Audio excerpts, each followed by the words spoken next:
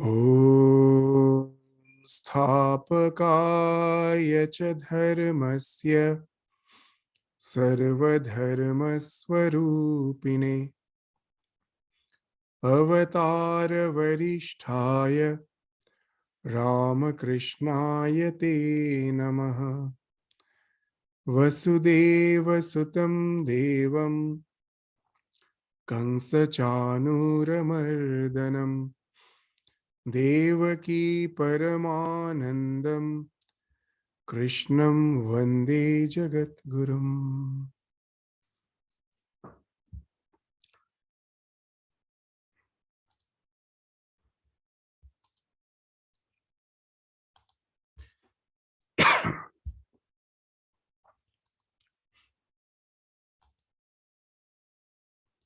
So in the last class, we were studying the 57th sloka of the second chapter of Bhagavad Gita.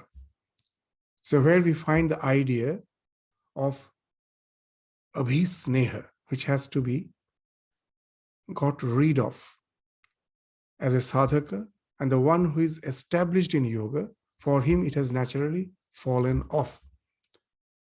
So what is the meaning of that word abhisneha?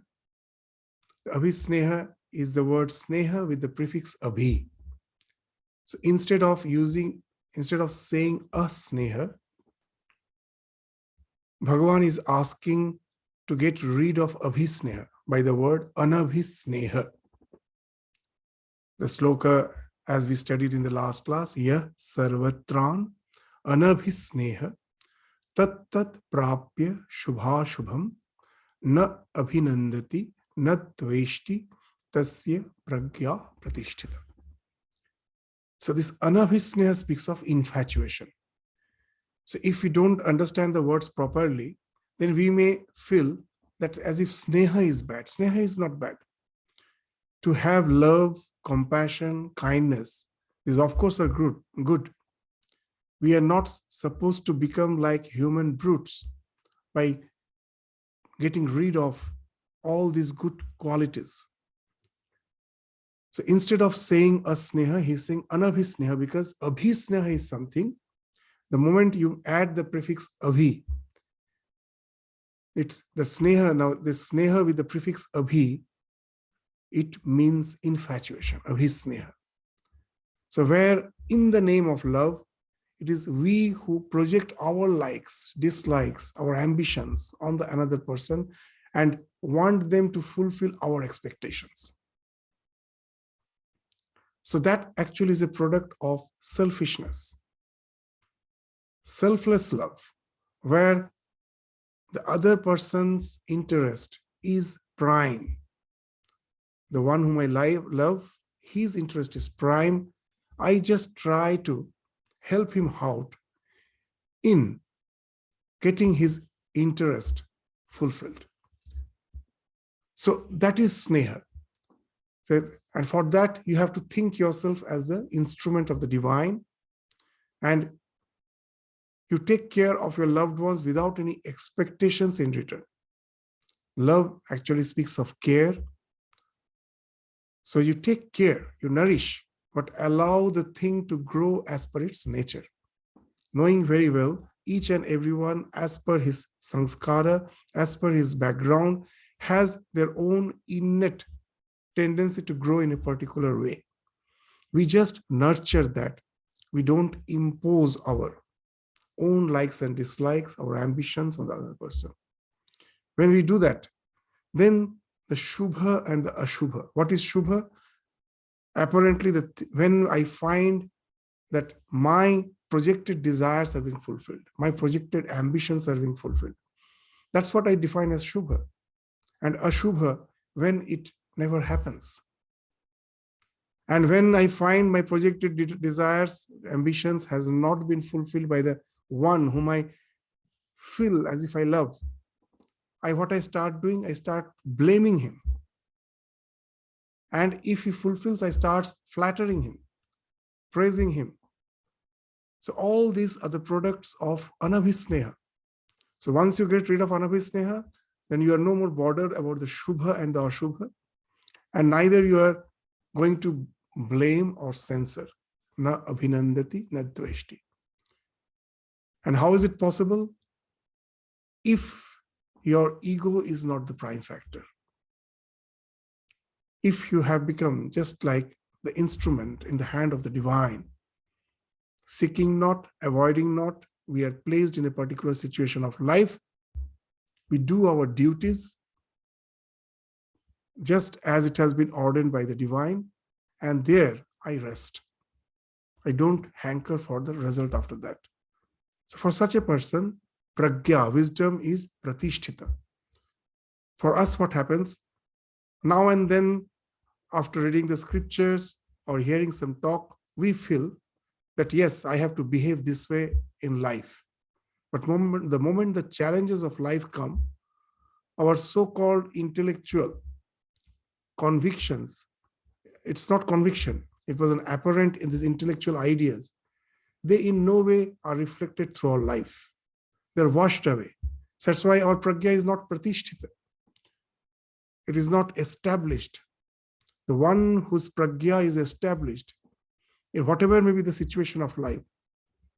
In all situations of life, we will find they never forget the orientation with which they are supposed to act in this life. So for them, the pragya is pratishtita. And for such a person, we find that whatever may be the circumstances, the so-called, the conditions are favorable or not, he never resorts to blaming or excessive praising, because he is no more infatuated. He has developed the true love. So that is one of the lakshana of the one whose wisdom is established, who is sthitadhi.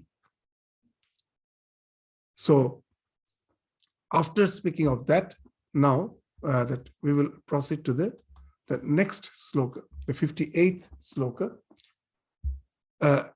Now from this 58th for the 6 verses, the 6 slokas, we will find Bhagavan, as we saw that Arjuna's question was that Sitadhim kim prabhasheta, that how he speaks, that was answered in this 57th, that he neither blames nor he censors, nor he criticizes others. So that's how he's the one who is established in wisdom. He never praises nor blames, takes the situation as it is. So that's the idea behind King Prabhasheta. That's the answer. The next question was Kim Asita, means when he's not always in samadhi. Even a man of realization may go to the state of highest realization. From there, he comes down. And when he's resting, just he's relaxing, he's not interacting with the people, he's with himself. What is the lakshana? What are the signs and symptoms by which I can understand that he is established in his wisdom? So in the next 6 slokas, Bhagavan will answer that, Kim Asita, and then he will proceed to the last question, Brajeta Kim, the same person who has came down from that state of realization. Now he's interacting with the world.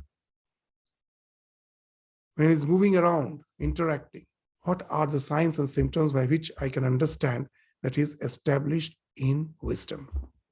So these are the 3 questions which Arjuna asked. In the 57th, the first question was answered, that King Prabhasheta. Now, Kim Asita, how he conducts himself in day-to-day life when he's not interacting with the world, and at the same time, he's not absorbed in samadhi. He has come down, but he's relaxing. He's not interacting with the world. So what are his signs and symptoms?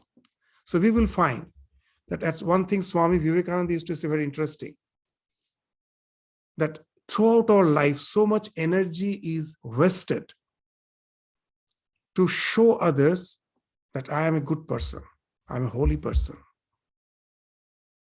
If I would have used that same energy to really convert myself, transform myself, I would have been a transformed personality.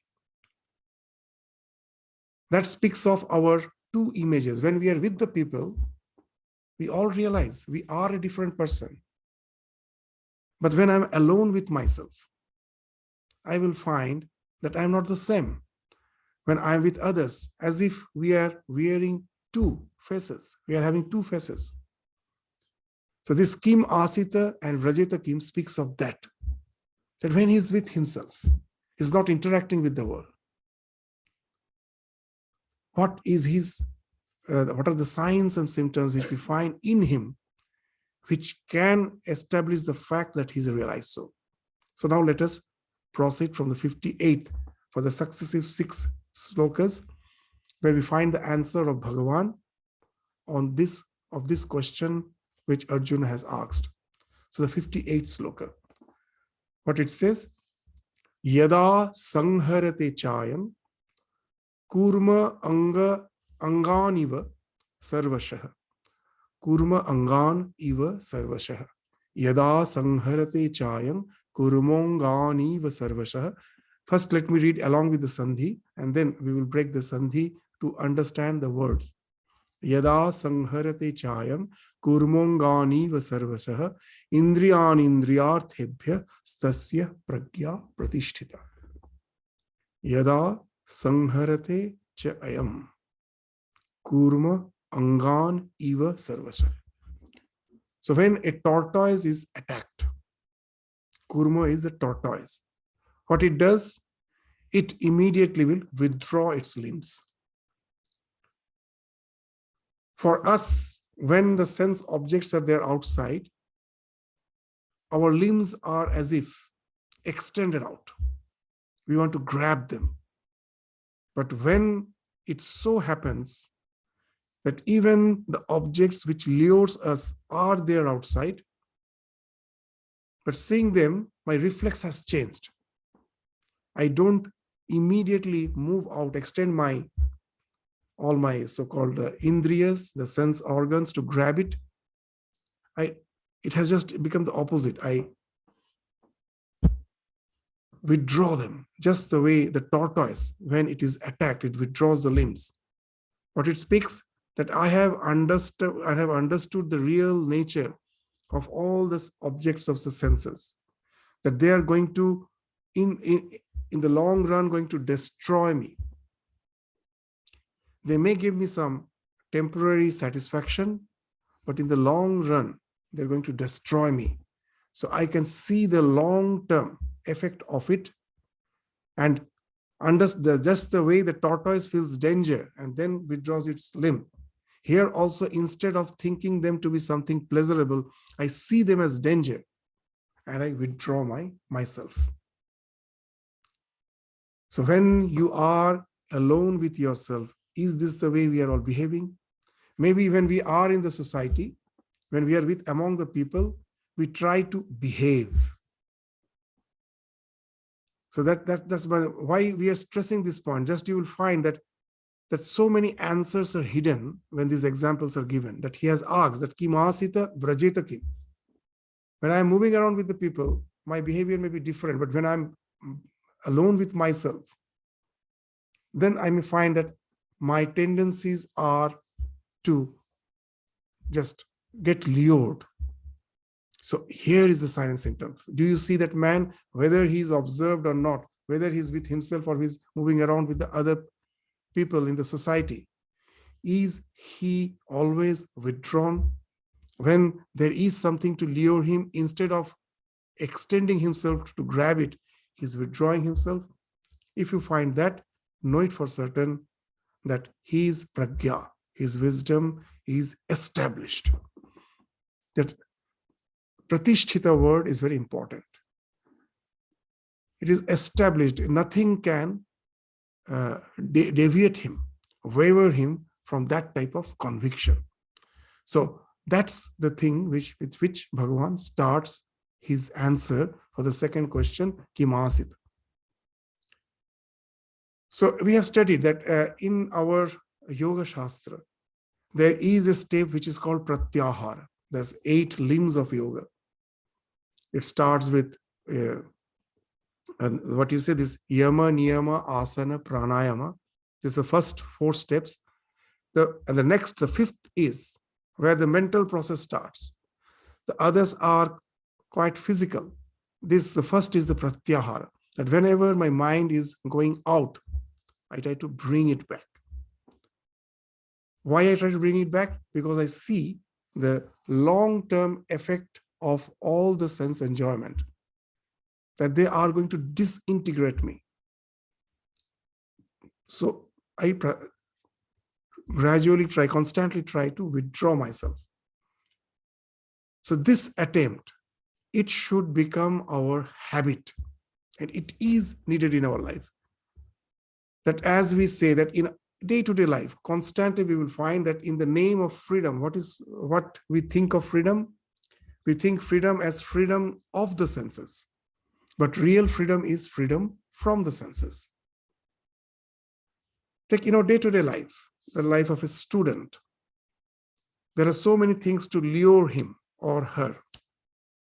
And he feels, I have the freedom to go and enjoy the world. Why should the world restrict me from that? I do have the freedom.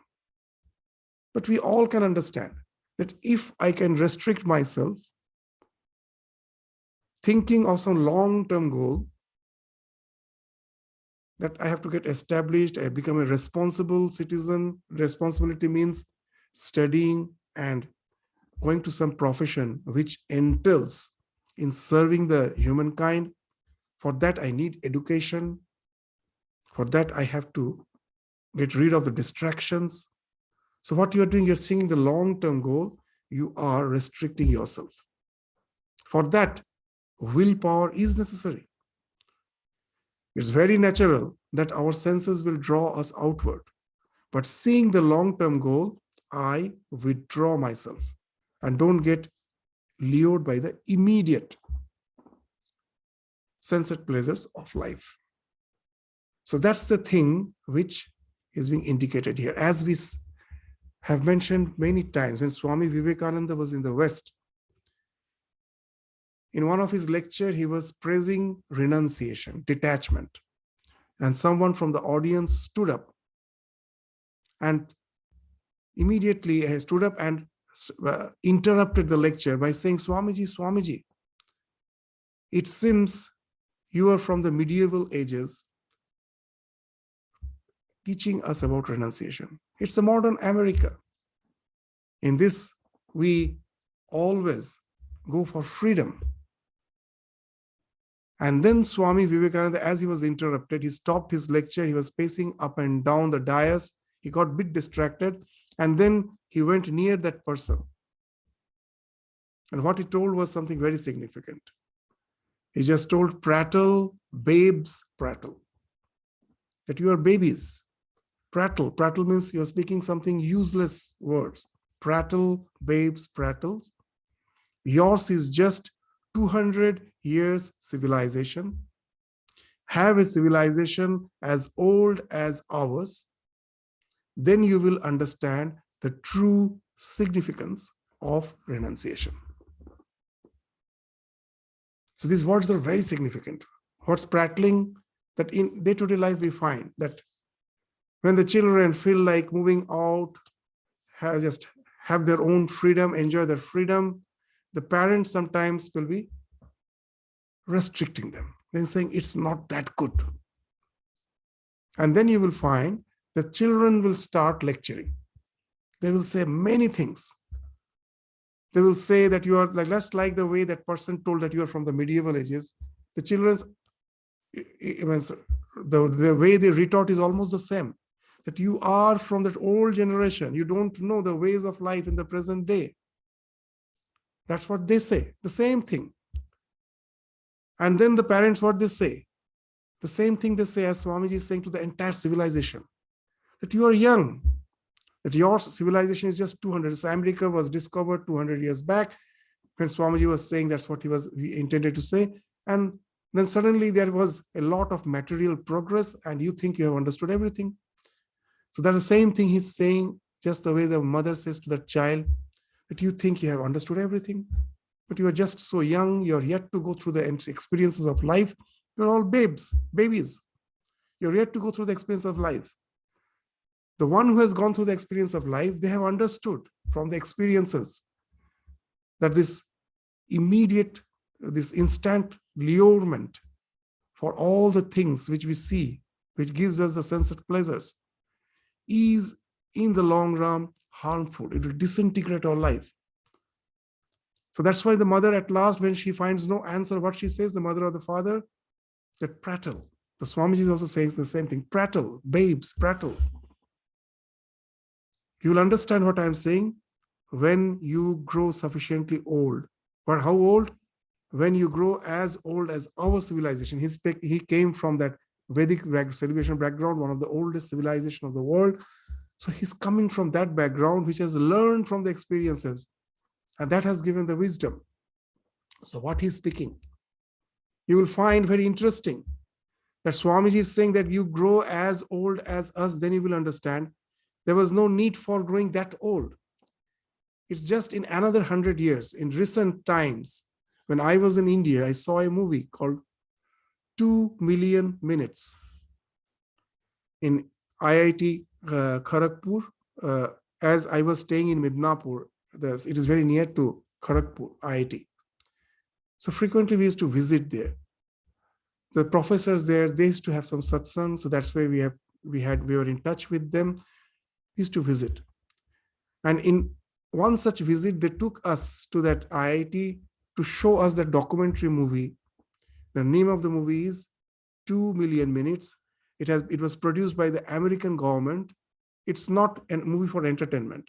It's a movie for creating awareness among the students, American students in American schools, about the need for this, what you say, that focus in education, to not get lured by the distractions. So what's the movie? In that movie, they show 3 students. One is from the Indian origin in India, not in America, in India, from Indian origin. One is a Chinese and one is American. And they are all just have been promoted to the 9th standard. So it's a very crucial time. That's the high school 9th standard. Another 4 years, 9, 10, 11, 12. In another 4 years, they will be just selecting some professional course in the university. They will be going to the university, having some higher education. So this 4 years result, on that depends the choice of their academic education. And this 4 years, if you convert into minutes, 4 years, if you convert into minutes, it comes a bit more than 2 million. So that's why the name of the movie is 2 Million Minutes. There's the 4 years converted into minutes is a bit more than 2 million minutes. And that's why it is called 2 million minutes, the name of the movie. So this 2 million minutes. So this, in the 9th standard, these 3 students are there. For them, that someone is coming and taking like an interview. They're asking that what you want to become in future. So first they ask the American student. The American student replies that I want to get admitted in MIT. This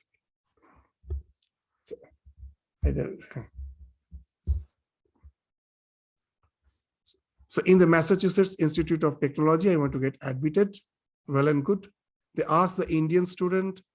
The Indian student, as from the Indian background, he says, I want to get in some of the IITs, the most reputed engineering college in India, the technological institutes in India. The Chinese student also gives the same answer. He wants to get admitted in some of the reputed institutions, technological institutions in China, in Beijing. So this is what the 3 of them answers. And now they show their life, that how they're conducting themselves in their day-to-day life. First, they show the American student. The American student goes to the school, and his education is just restricted with going to the school. After the school hours, he's free. He's socializing, going, just mixing with the people, socializing. They have started merrymaking, partying. That's how. He's quite happy with all those things. No one is there to restrict him from all those things, but he goes to school. And then the Indian student they show, the parents are very strict. The mother is the tiger mother. She's there always observing his son, what he's doing. The son goes to school. He also has some friends, spends some time with his friend, but he has a time by which he has to come back. And then he is sitting on his study table. And when the exam is near, he's even not allowed to get up from the study table so that he may not waste his time. The food goes to the table. And it's almost the same thing is shown with the Chinese student. There also the mother is very strict. So that's how the second scene, the first scene was that question. The second scene is how they're leading the life. The third scene, the 4 million minutes is over, 2 million minutes over. So they have now just in the 12th standard, now they're going to the university. Now they ask the Indian student, have you achieved your goal? He says almost. He couldn't get chance in IIT, but he got chance in some reputed engineering college and he's happy. The Chinese student is also happy because he has also reached his goal. First, they show the Americans, and then at last they show the American student. First, they show that he is happy. His life has not changed. He's still that going to the parties, making merrymaking. And after showing that, now they go and ask. So you're so happy. It seems you have attained the goal which you were planning with. And he was actually forgotten the goal. He asked, what's the goal? You told that you want to get admitted in MIT. You told no way. So he is continuing his study in university with some course, but in no way he could get admitted to the MIT. So this is the three scenes. After that is the American government, which is asking the students, the American students. So will you be satisfied with this way of life, just merrymaking? Just see that we own all the multinational companies. Just we who own. But just see the CEOs, the officials there. It's all from these third world countries. Why? They have restricted their life. They have seen the far-fetched goal and restricted their present life. They have renounced something trivial for something which is really precious. And that's why they are the one who are holding all the posts for all this organization. Will you be happy with what you're doing? So now again you relate to those words of Swami Vivekananda. Prattle, babes, prattle. Yours is just 200 years civilization. Have a civilization as old as ours. Then you will understand the true significance of renunciation. So now we will understand that there is a need to develop that willpower, that whatever my mind wants, my senses want, if I just give a free rein to that, I will be simply a wreck at last. I will find that I am constantly under the whims and fancies of my senses. I will have no control in my own life. And I find that I have so many dreams, but I don't have the means to fulfill them because I have never trained myself. So that's why willpower is a factor which we have to develop in our life. Now, how to develop willpower? You may say, some may say, I don't have. The other student is doing good. He has his own willpower to restrict himself within some parameters. I don't have. I have a natural tendency to move out. What can I do? And there are many who will just subscribe to this idea. Yes, we are all different. We cannot help. If my genes are such that I have to just simply, I get lured by the things, what can I do? But just the way we build our muscles, in the same way we can develop the willpower. The same way, willpower can be developed. This is the thing which we have to We have to make a part of our education that willpower is something which can be developed. How it can be developed? How we develop the muscles. We go to the gym and we see someone, most probably just just working against the weight. Most probably 40 times, 50 times, he stretches his arms with the dumbbell. And seeing him, I try to imitate. Let me try to do it 40 times, 50 times. And for the first time as I'm doing, I find what? That just after doing 20 or 25 times, my muscles are stretched. There's a cramp in my muscle. And there's a terrible pain for the next few days. I cannot even move my arms. And when after a few days rest again, I feel like going to the gym, that I'm feeling better. But today I go, I find I can easily do 20, 25 times or 30 times. The strength as if has increased. How the strength has increased? Is it just by doing the dumbbell or strength increases? No. It's just the opposite, the negative way. When I stress myself beyond my limit, my muscle cells gets ruptured. There's a damage of the muscle cells. That gives me the pain. Now, the cells are intelligent. They get the instruction that when they are growing again, the instruction is what? That you have to multiply more because that area is now more stressed.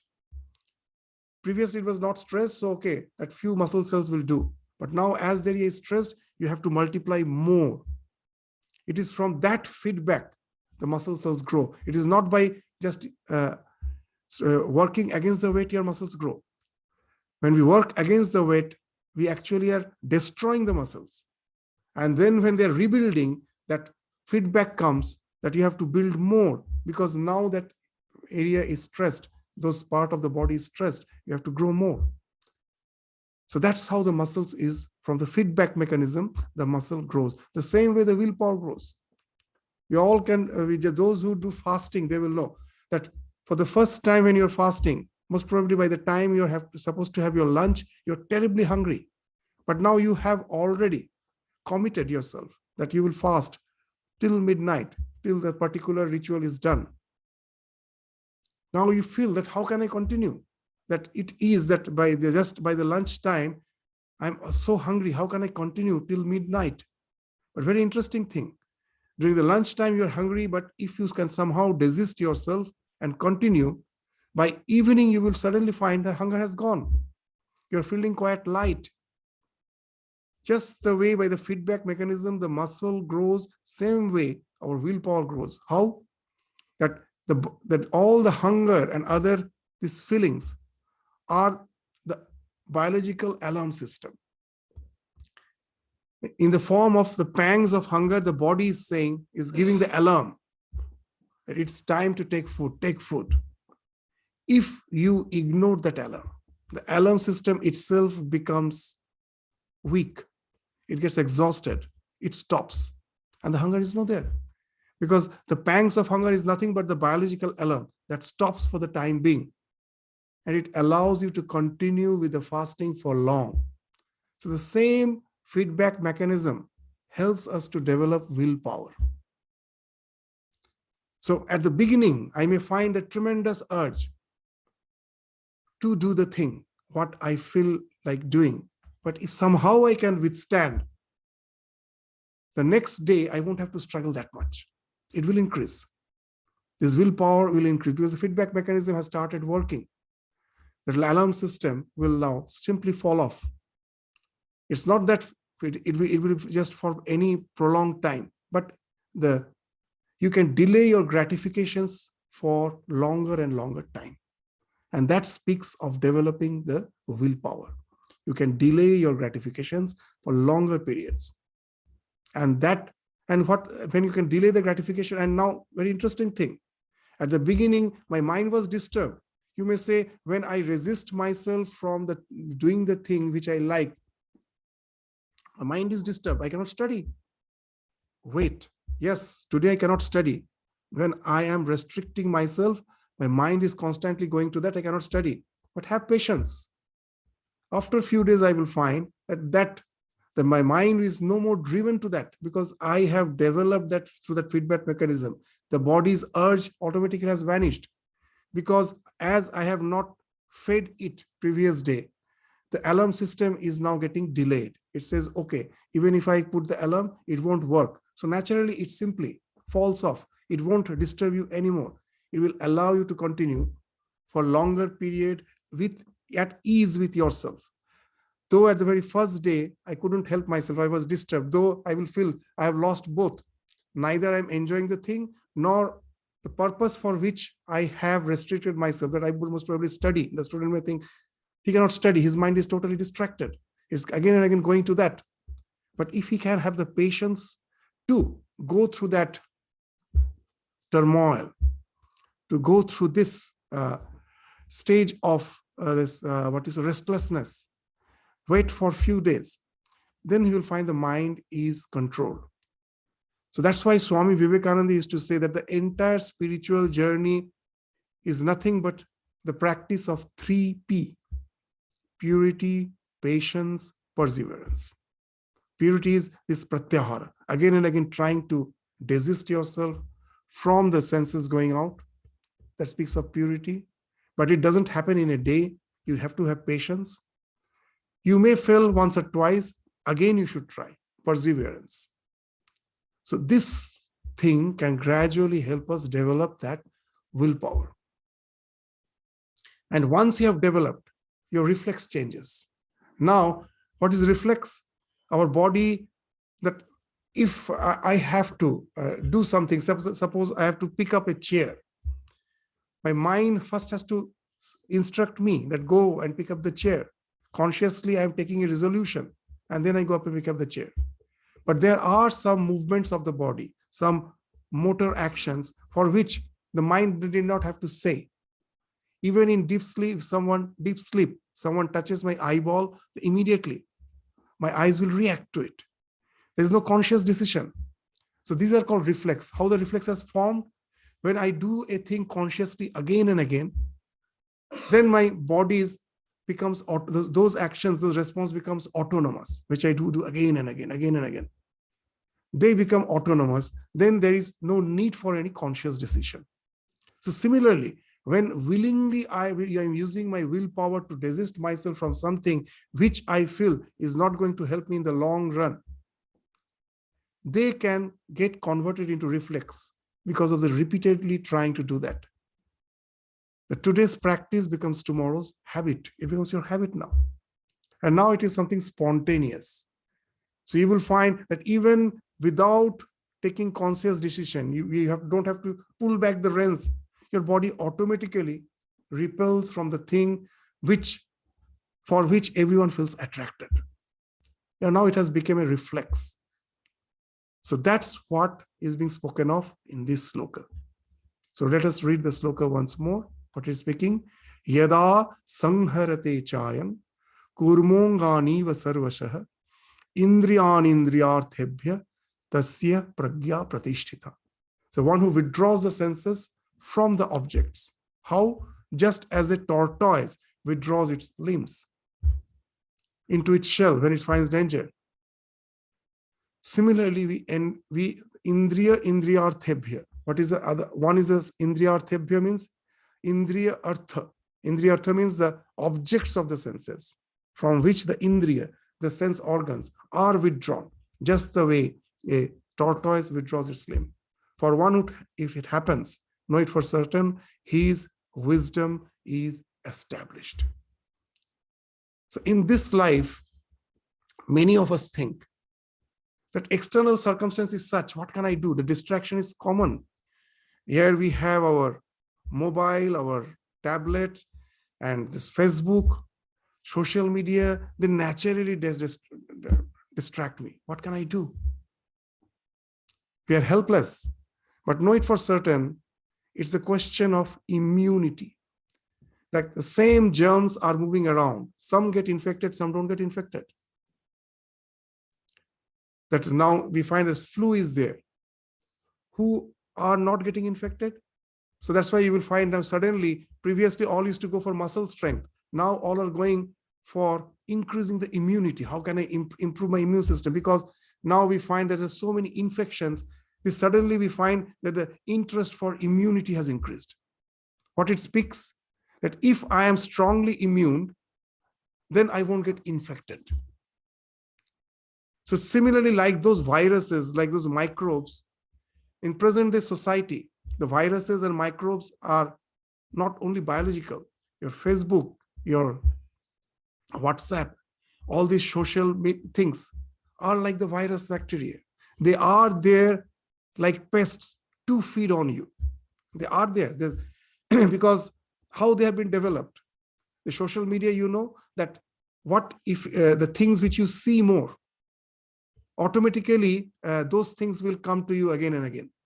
Means the entire thing has been programmed in such a way that what you view, similar things will come. But a very interesting thing, our hatred is stronger than our love. If the things which you hate, if you dislike, for them, they give more points. The things which they like, for them, less points. Means how much, when they're choosing that what should be recurring, more recurring, the things which you hate, for them, more points, so that they recur more. So you will suddenly find that something you saw, which you really, the hatred developed, you find more of those things are coming.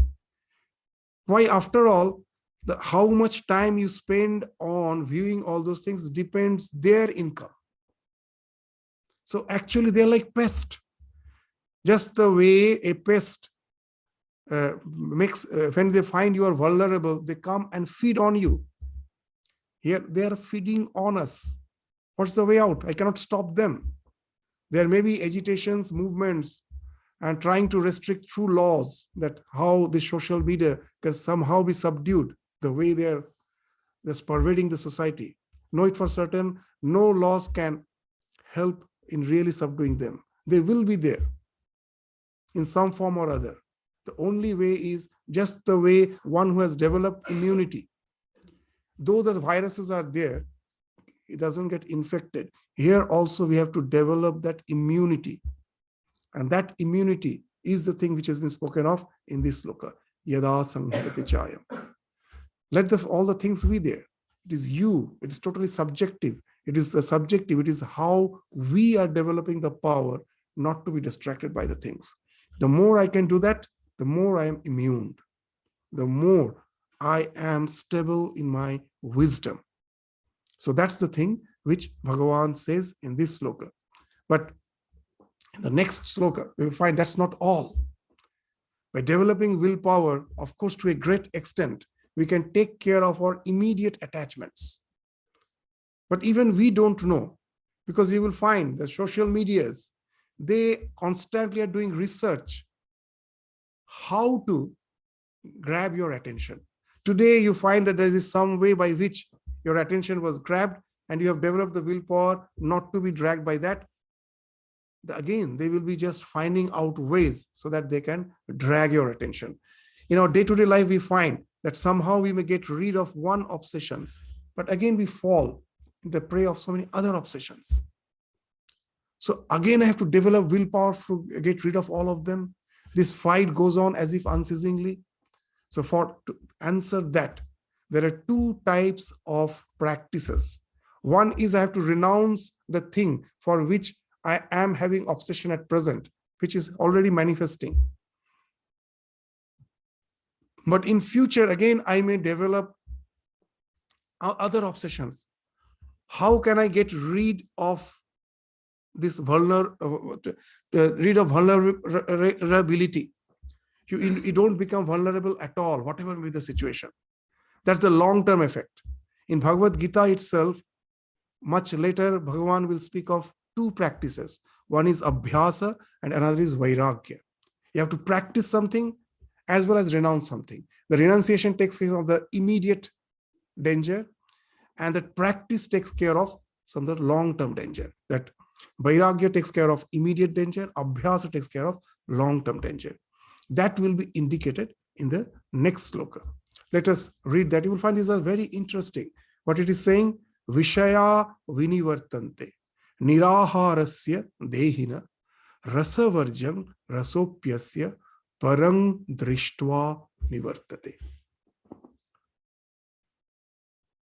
So when I am restraining my senses, the aspirants may restrain the senses from the objects of enjoyment. Vishaya vinivartante niraharasya.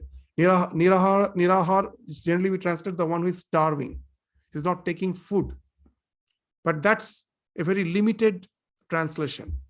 The real translation of nirahara is that one who is constantly withdrawing himself from sensual pleasures of life, immediate pleasures of life. What's the etymological meaning of word nirahara? Ahara actually means to gather in. Arhyate iti ahara. So it is not the food only that we gather in. Whatever I am seeing, that's what I'm gathering in. What there's the world of sight, through my eyes, I'm gathering in. Whatever I hear, I'm gathering in. Whatever I taste, I'm gathering in. Whatever I touch, I'm gathering. So all the five senses, through the five senses, whatever I perceive, I am gathering in. So they are all is arhyate. I'm gathering in. So they all are ahara. So food doesn't mean only the means the food which nourishes us physically. All the five perceptions are ahara. So in that sense, the word ahara has been used here. So when you say nirahara, means one who has restrained his senses from the objects. For him, what happens is not enjoying, but in his mind, the taste for the enjoyment is still there. That because of my diabetes, I have stopped taking anything sweet. But the likeness for the sweet is still there. Just thinking of my health, I'm not taking. But the likeness is there. And as long as the likeness is there, the struggle will be there. I have to desist myself. So how that struggle can vanish?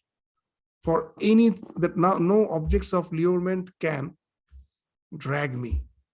It is possible only when your spiritual practice can take you to realization.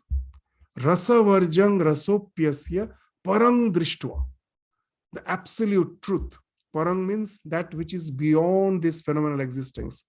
This which transcends this phenomenal existence. Your self. When drishtva, when you realize that, then the rasa, the taste for the objects, that also falls off.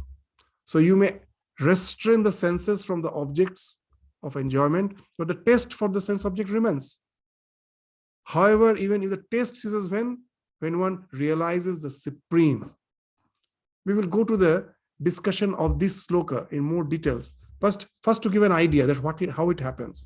Here you may find that somehow the mystical aspect has come and you may feel discouraged. Oh, realization. This is speaking of something which is not comprehensible for me. Enough, leave it here. But let us try to understand what he's saying. You will easily understand that the example which we give again and again in the life of Swami Vivekananda. That he's saying that when I was passing through the desert as a wandering monk, and I was thirsty, I was in search of water, and suddenly I saw a huge reservoir at a distance. I started proceeding towards it to quench my thirst. I started proceeding towards it. And as I proceeded a bit, first I found that no way the distance is reducing. It appears to be at the same distance. And then suddenly it vanished. It was not there. And then the idea came. From the childhood, I have read about mirage. That in desert, you see that huge reservoir. It's a mirage. It's an hallucination. It's actually not there. You may see water. You may see like oasis, even the plant's reflection on it. And you may be drawn towards it, but it is just a mirage. It's a hallucination. In the desert, it happens. And now, when I read it in the textbook, I thought I have understood what mirage is, that it is a hallucination which happens in the desert, but I have never realized that. It was just a conceptual knowledge. Today, I have realized. I saw it vanish and then I understood, oh, it was a mirage. Then what's the difference? Next day, again, when I'm just walking down the desert. Most probably, again, I am thirsty. And as I am still in my mind and senses, as I have realized what mirage is, that doesn't mean I won't see that mirage again. Again, it comes. I say a huge reservoir. But there's a huge difference. That Rasa has fallen off. Today it won't draw you. The taste has fallen off because you know it is a mere projection. Similarly, when you realize the Supreme Self, along with that, what the realization comes? That everything else is a projection of that Brahman. The world of name and form is a projection of Brahman. The reality, the tangible reality with which I relate to that world, that falls off. I see it as a mere apparent. It is something which is being superimposed. My mind and my senses are constantly fooling me by making them as if appear as real. Once that from that realization, that conviction comes, just the way the one who has seen have realized the mirage for the first day, he won't be dragged by it in the second day, though he sees it. The idea of the reality of it has fallen off. So the test has fallen off naturally. So here, till that realization happens, willpower is important. By that, we have to desist. Though that struggle is there, we have to desist. But once the realization happens, that struggle has fallen off. No more struggle. Naturally, that renunciation comes because they won't draw you anymore. You have realized the truth behind it. As Sri Ramakrishna used to give a nice example. He used to say that we won't have to struggle always. In the initial stage, in the beginning, the struggle is there. What's the initial stage? The struggle is there. He used to give a nice example. Suppose from the mountains, a stream is, just there's a stream falling. And when it comes to the plains, it breaks into two legs. So as if two rivers. So now, very interesting, if you start rowing a boat from one of the limbs of that's one, it has become a U structure. So from one of the limbs of that U, from one of the limbs of that U waterfall, U-shaped waterfall, you start rowing up. How much you have to exert? Constantly have to just row against the stream. But when you reach the bend, from there now you will get a favorable flow. But how long you have to row, struggle till you reach the bend. Once you reach the bend, now there's a favorable flow. Now you can relax, just you hold the row to keep your direction. No exertion is required. So similarly, that all our exertion till that param drishtva nivartate. You go to that realization. Now everything falls off naturally.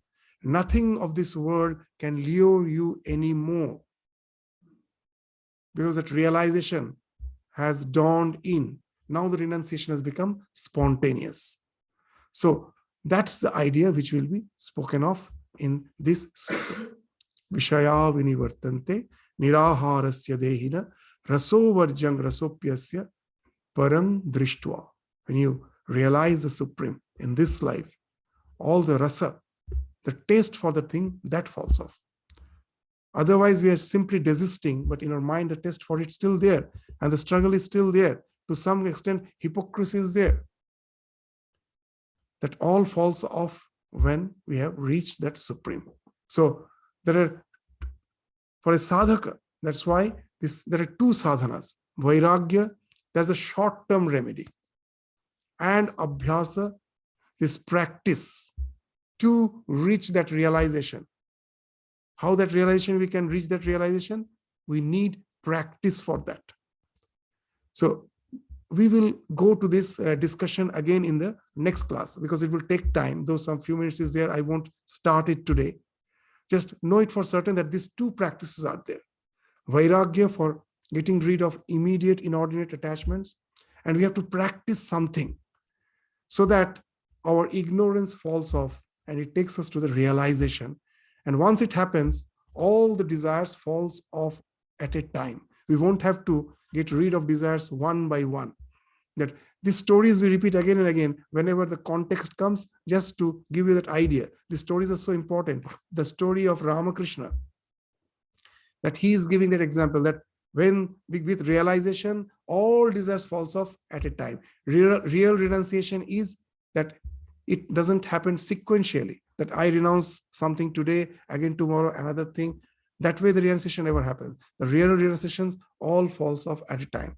And that, that he used to sometimes speak of very funny stories to exemplify what he was saying. So this story just we will say to stop our class. We will go to that elaborate discussion again in the next class. What he said, that a villager was going to have a dip in the village pond. As he was going to have a dip, he was just going to bathe. So naturally, he was not properly dressed. Just he was wearing a loincloth and another towel was there on his shoulder. But after bathing, he needs something to wipe himself. So there was a towel on the shoulder and just one towel, with which he was using as a loincloth. He was about to leave the house. Then his wife just suddenly told him, "You're so attached person. Just see our next neighbor, he has developed renunciation." And this man asked, "What have you seen in him that makes you feel that he has developed renunciation?" The wife told, "Say he has 12 wives. He is renouncing them one by one." And this man, he told, "You're a fool. Can anyone renounce one by one? Do you want to see what is renunciation? Here I leave, never to return back." So he was just not wearing, he was not properly dressed. He was just having a loincloth and a towel. He left the home, never to return back, once for all. So this is the story. What's the idea? When renunciation comes, for that man, the renunciation came from the wife's words or whatever it may be. And that was a true renunciation. He never came to pack his belongings and just that if I go out, I will need something for sustenance. Nothing. Simply leaves. The other thing cannot be called as a renunciation, cannot be sequential, one by one. The real renunciation, when it happens once for all. Everything falls off. When that happens, when param drishtva nivartate, you realize the Supreme. What is the practice which speaks of that, which can take us to that type of, that state where even the taste has fallen off and nothing can lure me. So that we will again take up in the next class. So with this, we stop our discussion today. Thank you all. Namaskar.